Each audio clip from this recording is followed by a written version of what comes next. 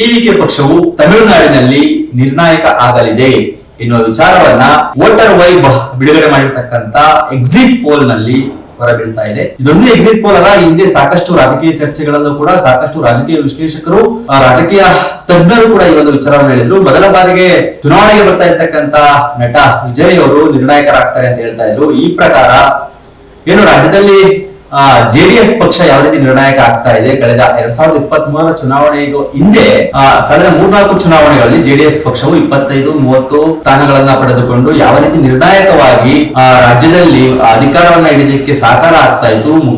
DK. Shivakumar retake ಯಾವ ರೀತಿ ರಾಜ್ಯದಲ್ಲಿ ಅಧಿಕಾರ ಹಿಡಿದಕ್ಕೆ ಸಹಕಾರ ಆಗ್ತಾ ಇತ್ತು, ಎಚ್.ಡಿ. ಕುಮಾರಸ್ವಾಮಿ ಅವರು ಯಾವ ರೀತಿ ಮುಖ್ಯಮಂತ್ರಿ ಆಗ್ತಾ ಇದ್ರು, ಅದೇ ರೀತಿ ಈಗ ವಿಜಯ್ ಅವರಿಗೆ ಅವಕಾಶಗಳು ಕೂಡ ದೊರಕಿರ್ತಕ್ಕಂಥ. ಇನ್ನು ಎಕ್ಸಿಟ್ ಪೋಲ್ ನಲ್ಲಿ ಏನಿದೆ ಅಂತ ನೋಡೋದಾದ್ರೆ ಒಟ್ಟು ತಮಿಳುನಾಡಿನಲ್ಲಿ 234 ಸ್ಥಾನಗಳಿರ್ತಕ್ಕಂಥದ್ದು. ಅದರಲ್ಲಿ ಸಿಎಂ ಆಗ್ಬೇಕು ಅಂದ್ರೆ 118 ಸ್ಥಾನಗಳನ್ನ, ಅಂದ್ರೆ ಅಧಿಕಾರ ಹಿಡಿಯಬೇಕು 118 ಸ್ಥಾನಗಳನ್ನ ಒಂದು ಪಕ್ಷ ಪಡೆದುಕೊಳ್ಳಬೇಕಾಗುತ್ತೆ. ಆದ್ರೆ ವೋಟರ್ ವೈಬ್ ಪ್ರಕಾರ ಎಐಎಡಿಎಂಕೆ ಹಾಗೂ ಮಿತ್ರಕೂಟಗಳು ಸುಮಾರು 114ರಿಂದ 124 ಸ್ಥಾನಗಳನ್ನ ಪಡೆಯಬಹುದು ಅಂತ ಹೇಳಲಾಗ್ತದೆ. ಅಂದ್ರೆ ಇವರು ಗೆಲುವಿಗೆ ಸಮೀಪ ಇದ್ದಾರೆ.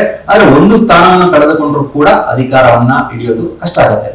ಜೊತೆಗೆ ಡಿಎಂಕೆ ಪ್ಲಸ್ ಮೈತ್ರಿಕೂಟಕ್ಕೆ 103ರಿಂದ 113 ಸ್ಥಾನಗಳು ಲಭಿಸುವ ಸಾಧ್ಯತೆ ಇದೆ. ಆದ್ರೂ ಕೂಡ ಇವ್ರಿಗೂ ಕೂಡ ಏನು ನಿಯರ್ ಬೈ ಹತ್ರದಲ್ಲಿರೋದ್ರಿಂದ ಕ್ಲಿಯರ್ ಔಟ್ಪುಟ್ ಅಥವಾ ಕ್ಲಿಯರ್ ರಿಸಲ್ಟ್ ಸಿಗಲಿಲ್ಲ ಅಂದ್ರೆ ಇವರು ಕೂಡ ಸರ್ಕಾರ ಮಾಡ್ಲಿಕ್ಕೆ ಆಗಲ್ಲ.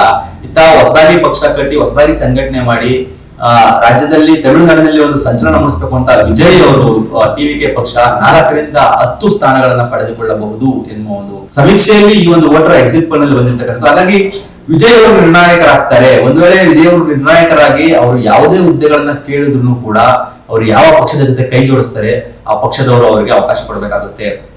ಗೊತ್ತಿಲ್ಲ, ಮೊದಲ ಬಾರಿಗೆ ಪಕ್ಷ ಕಟ್ಟಿ ಶಾಸಕರಾಗಿ ವಿಜಯ್ ಅವರೇ ಮುಖ್ಯಮಂತ್ರಿ ಕೂಡ ಆದ್ರೂ ಆಗ್ಬಹುದು. ಯಾಕೆಂದ್ರೆ ಡಿಮ್ಯಾಂಡ್ ಆಗಿರುತ್ತೆ, ಒಂದ್ ವೇಳೆ ನನಗೆ ಮುಖ್ಯಮಂತ್ರಿ ಸ್ಥಾನ ಕೊಡೋದ್ರೆ ನಾವು ನಿಮ್ ಜೊತೆ ಕೈ ಜೋಡಿಸ್ತೀವಿ ಅಂತ ವಿಜಯ್ ಆಫರ್ ಕೊಟ್ರೆ ಯಾವ ಪಕ್ಷಕ್ಕೆ ಅವರ ಅವಶ್ಯಕತೆ ಇರುತ್ತೋ ಅವರು ಖಂಡಿತವಾಗ್ಲೂ ಒಪ್ಕೊಳ್ಳೇಬೇಕಾಗುತ್ತೆ. ಒಪ್ಪಿಕೊಂಡು ಅವಕಾಶ ಕೊಟ್ರೆ ತಮಿಳುನಾಡಿನಲ್ಲಿ ಅತಿ ಕಡಿಮೆ ಸೀಟ್ಗಳನ್ನ ಪಡೆದು ಮೊದಲ ಬಾರಿಗೆ ರಾಜಕೀಯಕ್ಕೆ ಚುನಾವಣೆಗೆ ಸ್ಪರ್ಧಿಸಿ ಮುಖ್ಯಮಂತ್ರಿ ಆಗ್ತಕ್ಕಂಥ ಅವಕಾಶಗಳು ಕೂಡ ವಿಜಯ್ ಅವರಿಗೆ ಲಭಿಸಲಿದೆ. ಮತ್ತಷ್ಟು ಪೊಲಿಟಿಕಲ್ ಅಪ್ಡೇಟ್ಸ್ಗಾಗಿ ಡಿಜಿಟಲ್ ವಾರ್ತೆನ ನೋಡ್ತಾ ಇರಿ.